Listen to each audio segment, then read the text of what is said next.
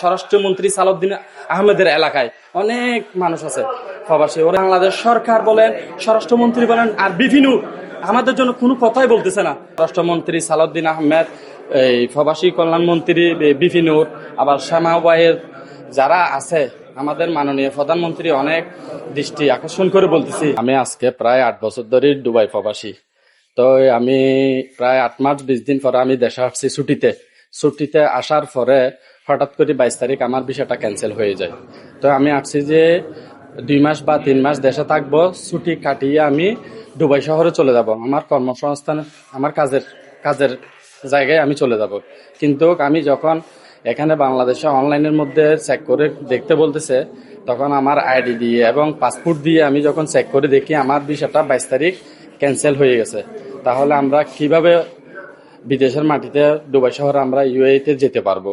এখন আমাদের একটা দাবি, আমরা আবাসিক ব্যাংক থেকে কোনো ঋণও চাই না, কিছু চাই না, আমাদের কর্মর জায়গা দুবাই শহরে আমরা যেতে চাই।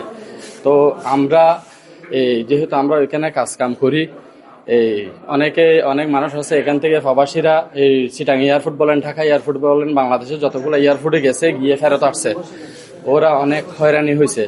যেমন গেছে ওরা জানে না, অনেকে অনলাইন বুঝে না, অনেক প্রবাসী আছে যে অল্প পড়ালেখা করছে, ওরা গেছে অনলাইন না বুঝে, টিকিট আছে হয়তো, ওর টিকিট হচ্ছে 20 তারিখ যাওয়ার পরে দেখতেছে যে এয়ারপোর্টে ওকে অ্যাকসেপ্ট করতেছে না, আমাদের বাংলাদেশ এই ইমিগ্রেশন অ্যাকসেপ্ট করতেছে না, বলতেছে যে আপনারা ক্যান্সেল হয়ে গেছেন। তাহলে ওদের মাথার উপর অনেক বড় একটা ঠাডার মতো পড়ছে। তো আমাদের স্বরাষ্ট্রমন্ত্রী সালাউদ্দিন আহমেদ, এই প্রবাসী কল্যাণ মন্ত্রী বিপিনুর, আবার শ্যামাবাইয়ের যারা আছে, আমাদের মাননীয় প্রধানমন্ত্রী অনেক দৃষ্টি আকর্ষণ করে বলতেছি।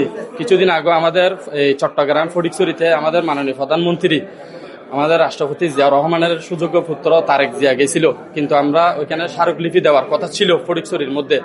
তারপরে আমি আমাদের সংগঠনের মধ্যে কয়েকজনের মধ্যে পাই নাই, ওই জন্য দিতেও পারি নাই। আমাদের নিরহ মানুষদের এই কথাগুলা, মনের বুকগুলা, এগুলা আমাদের মাননীয় প্রধানমন্ত্রীর কানে যাচ্ছে না।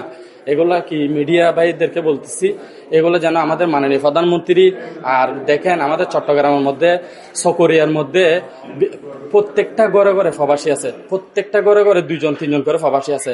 অনেক প্রবাসী এসে সকরিয়া স্বরাষ্ট্রমন্ত্রী সালাউদ্দিন আহমেদের এলাকায় অনেক মানুষ আছে প্রবাসী, ওরা এসে এখন হয়রানি হচ্ছে, ক্যান্সেল হয়ে গেছে, যেতে পারতেছে না।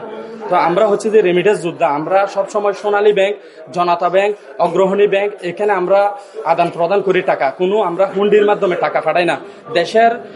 দেশের সুনামধন্য হওয়ার জন্য, দেশের সচল হওয়ার জন্য, দেশটা এই বাংলাদেশটা সচল হওয়ার জন্য আমরা সোনালী ব্যাংক, জনতা ব্যাংক, আমার থেকে সবগুলো এখানে যেগুলো চেক দিছি, আহালি এক্সচেঞ্জ, বিভিন্ন এক্সচেঞ্জ থেকে আমি টাকা পাঠাইছি, এখানে সিটি এক্সচেঞ্জ দুবাই শহর থেকে, সবগুলো আমাদের সরকারি ব্যাংকে আমি টাকাগুলো জমা দিছি।